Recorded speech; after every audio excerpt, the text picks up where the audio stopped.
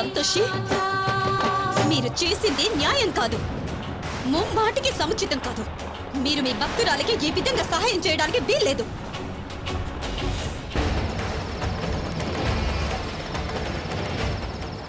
మీరు నాకు దూరంగా ఉండాలి, లేదంటే నా రోగం మీకు అంటుకుంటుంది.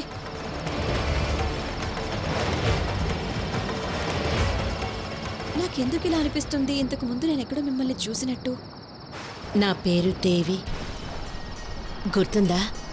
గతంలో నీ చేయి కాలినప్పుడు నేను నీకు లేపనం రాశాను. దీని ముందు ఏ మందులు పనికిరా. చేయి చాపు, కొంచెం రాస్తాను.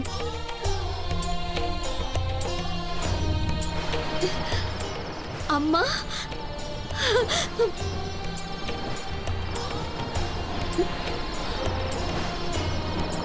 ఏమైంది?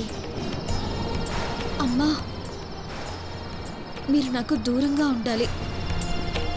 ఒకవేళ నా కారణంగా మీకేమైనా జరిగితే నన్ను నేను క్షమించుకోలేను.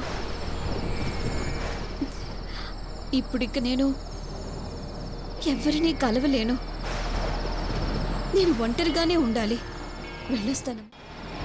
వెళ్ళొచ్చులేమ్మా, కానీ నువ్వు నాకు సహాయం చేయగలవా? నా గోవు కనిపించటం లేదు. ఎక్కడికి వెళ్ళిపోయిందో ఏంటో. నువ్వు నాకు సహాయం చేస్తే అప్పుడు నా గోవు నాకు త్వరగా దొరకచ్చు. అలాగే మరో విషయం, ప్రస్తుతానికి నువ్వు నాతో పట్రా. ఇంత రాత్రి వేళ ఒంటరిగా ఎక్కడికి వెళ్తావు? సహాయం అయితే చేస్తాను, కానీ మీ ఇంటికి రాలేను. నన్ను నా వాళ్ళే ఇంట్లోంచి గెంటేశారు.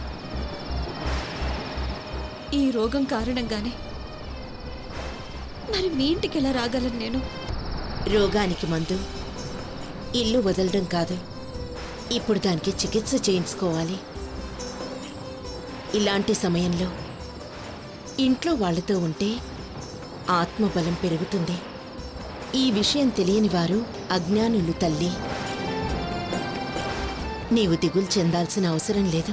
చాలా భయంకరంగా కనిపించే రోగాలు ఎన్నో ఉంటాయి, కానీ వాటికి చికిత్స సాధ్యమే. రోగానికి భయపడి నీ ఆత్మబలాన్ని కోల్పోవడం మంచిది కాదు. ఒకవేళ ఆత్మబలం దృఢంగా ఉంటే ప్రతి సమస్య నుండి బయటపడవచ్చు.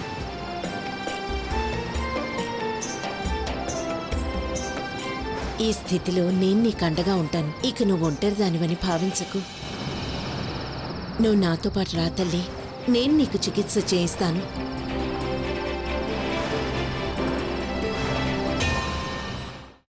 అమ్మా, అలాంటి వాళ్ళది నిజమైన ప్రేమ కాదు, అది వ్యామోహం. ఎగ్జాక్ట్లీ చిన్నత్త, నిజంగా ప్రేమించుకున్న వాళ్ళు అలా చేయరు. ఎంత మనసు విరిగిపోతే కన్న కూతుర్ని పట్టుకొని మా దృష్టిలో చచ్చిపోయా ఉంటుందా తల్లి? అది సరే అమ్మా, తన కూతురుతో తన మాట అనేటప్పుడు ఆమె మాటల్లో వ్యథ, కళ్ళల్లో బాధ గమనించావమ్మా? పెద్దబాబుకు బర్త్డే విషెస్ చెప్పు కూడా వెళ్ళాం కదా. ఊరికే ఎలా కాలిపోతుంది? మంట పెడితేనో పడితేనో తగలబడుతుంది.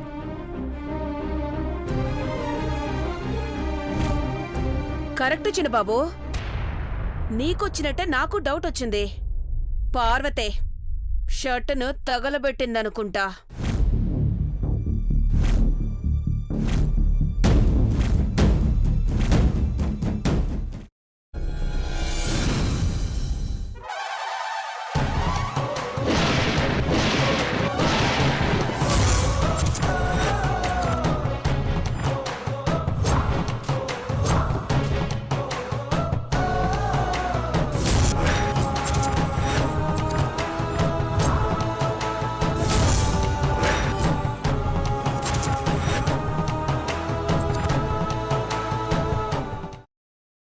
తర్వాత పొట్టు తీసేసి చాప్ చేసి పక్కన పెట్టుకోవాలి.